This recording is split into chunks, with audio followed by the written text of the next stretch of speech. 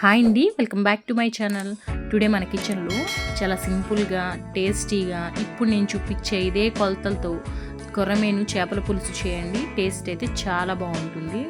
ముందుగా 3 కేజీల కొర్రమీను చేపను తీసుకొని మంచిగా వాష్ చేసుకొని ఇలా పక్కన పెట్టుకోవాలి. ముందుగా ఒక మిక్సీ గిన్నె తీసుకొని దానిలో 3 పచ్చిమిర్చి వేసుకోవాలి.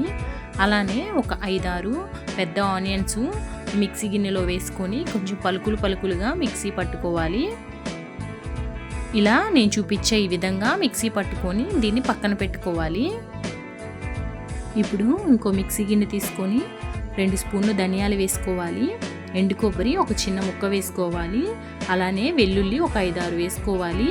మీడియం సైజు అల్లం ముక్క కూడా ఇలా వేసుకోవాలి. 4 లవంగాలు చిన్న చెక్క కూడా వేసుకొని నీళ్లు పోసుకొని మెత్తగా గ్రైండ్ చేసుకోవాలి.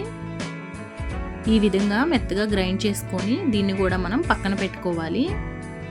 ఇప్పుడు ఒక గిన్నెలో 100 గ్రాములు చింతపండు తీసుకొని 1 గ్లాస్ నీళ్లు పోసుకొని నానబెట్టుకోవాలి. ఇప్పుడు స్టవ్ వెలిగించుకొని ఒక ప్యాన్ పెట్టుకొని 1 స్పూన్ మెంతులు, 1 స్పూన్ జీలకర్ర, 2 స్పూన్లు ధనియాలు వేసుకొని కలర్ చేంజ్ అయ్యేంత వరకు మంచిగా ఫ్రై చేసుకోవాలి. ఇలా ఫ్రై అయిపోయిన తర్వాత స్టవ్ ఆఫ్ చేసుకొని ఇవి చల్లారిన తర్వాత మెత్తగా పౌడర్ చేసుకొని పక్కన పెట్టుకోవాలి. ఇప్పుడు ఏ గిన్నెలో అయితే మనం చేపల పులుసు పెడుతున్నామో ఆ గిన్నెలోకి చేప ముక్కలన్నీ వేసుకోవాలి. దీనిలో ఒక పెద్ద స్పూన్తో 2 స్పూన్లు కల్లుప్పు వేసుకోవాలి. అలానే ఒక 1/2 స్పూన్ పసుపు వేసుకోవాలి. అలానే ఒక పెద్ద స్పూన్తో 3 స్పూన్ల కారం వేసుకుంటున్నాను. మీకు ఇంకా స్పైసీనెస్ కావాలంటే ఇంకొక స్పూన్ వేసుకోవచ్చు. ఇప్పుడు దీనిలో ఫస్ట్ టైం పట్టిన ఉల్లిపాయ పచ్చిమిర్చి పేస్ట్ వేసుకోవాలి. అలానే సెకండ్ టైం మిక్సీ పట్టి పెట్టుకున్న ఈ పేస్ట్ కూడా ఇందులో వేసుకోవాలి. ఇప్పుడు దీనిలో 200 గ్రామ్స్ శనగ నూనె వేసుకుంటున్నాను.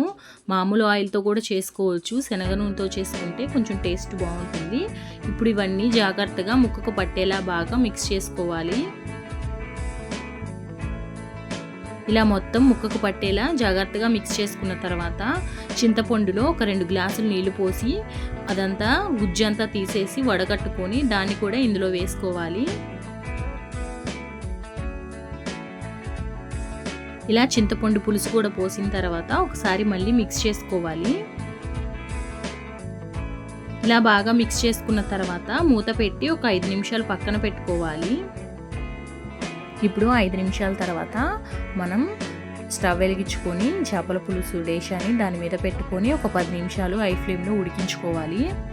ఇప్పుడు 10 నిమిషాల తర్వాత మనం మూత తీసి ఇలా తెరులుతూ ఉన్నప్పుడు 2 వైపులా క్లాత్ పట్టుకొని నేను చూపించే విధంగా ఒకసారి తిప్పేసి ఇప్పుడు మనం పొడి చేసి పెట్టుకున్న ఆ పౌడర్ని ఒక పెద్ద స్పూన్ అంతా వేసుకోవాలి. అలానే పైన కొత్తిమీర కరివేపాకు కూడా వేసుకోవాలి. ఇలా కరివేపాకు కూడా వేసుకున్న తర్వాత మళ్ళీ ఒకసారి మొత్తం కలిసేలా ఈ విధంగా తిప్పుకోవాలి.